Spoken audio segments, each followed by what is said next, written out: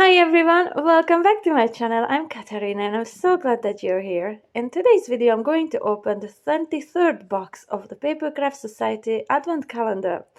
This video is part of a collaboration with Monika and Mel, and both of their channels will be linked in the description box below. Please be sure to go over to their channels and check out their videos as well. Monika has been doing some amazing tutorials and Mel has been doing some lovely unboxing videos in more detail.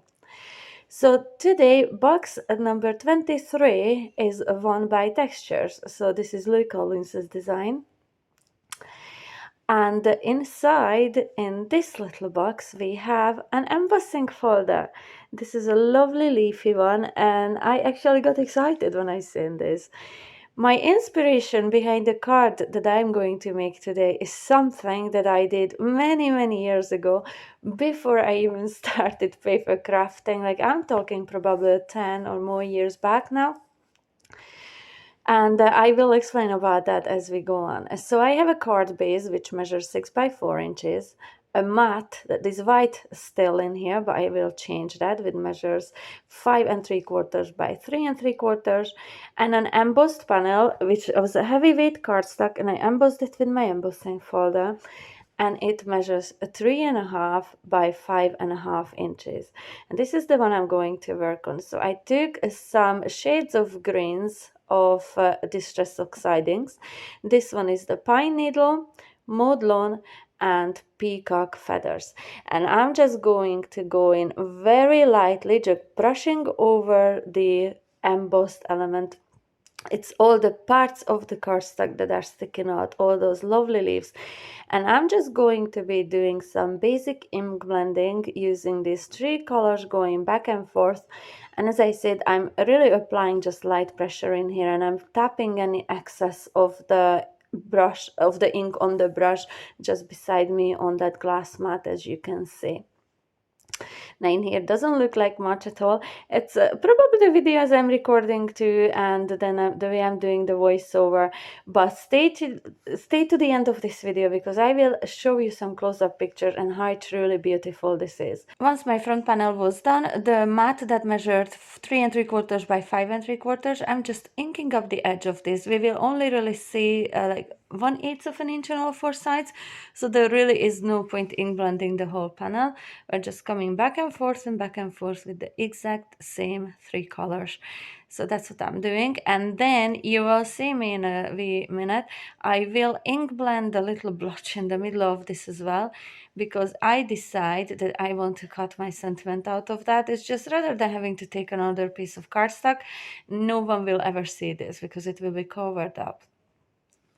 So I will come in with my heat tool in a wee second. I want this to be really dry, because as I said, this will be die cut, and I don't want my cardstock to tear if it's wet.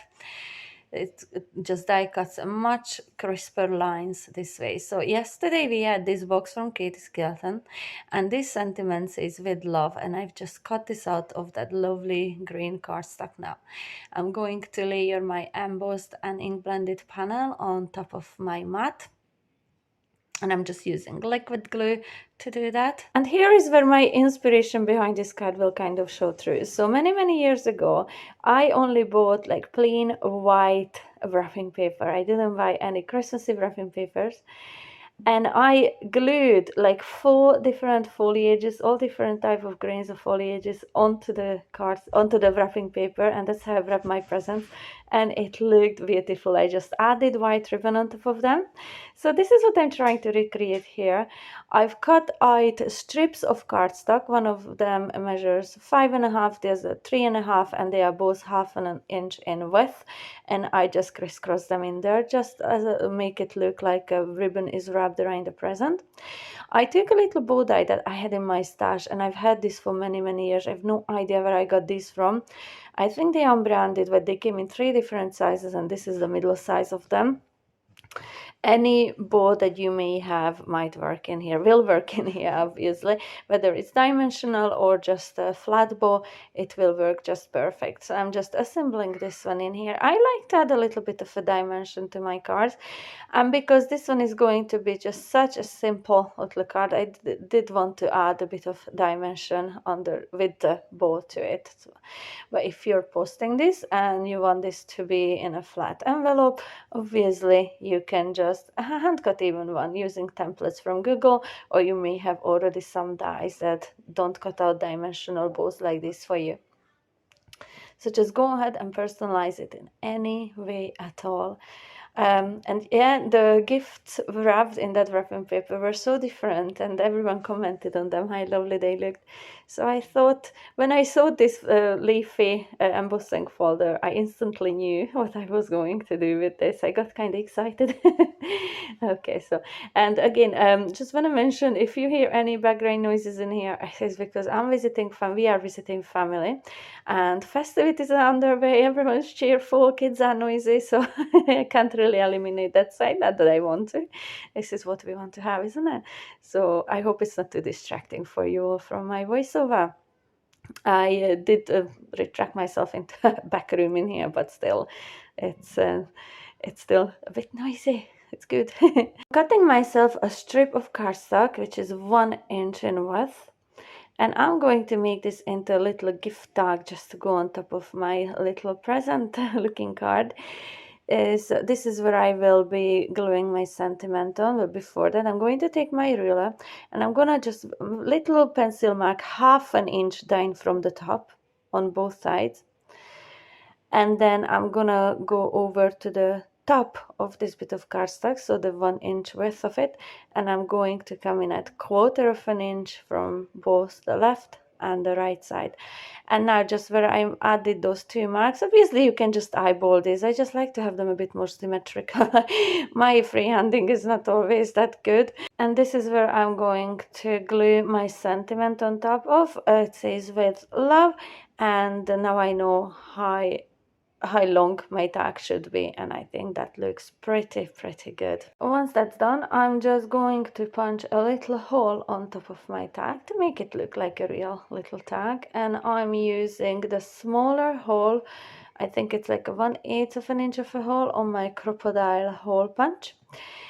And I'm going to get some baker's twine, and the one that I'm using, I did think of using green, but it would have added a completely different shade of greens to this again, so I just went with a much more neutral color, and that one is like white and very light gray, and I think that worked perfectly with it. And the sentiment I'm using with love from yesterday's advent calendar box, I think is perfect, because now it makes this card so versatile. Obviously you can stamp anything on this little tag, any message, but now with love you can send love for any reason, any occasion, any season at all. So whether let it be a festive card or let it be a birthday card, or you're just thinking of someone, this would make the perfect one. You can personalize it using different colors.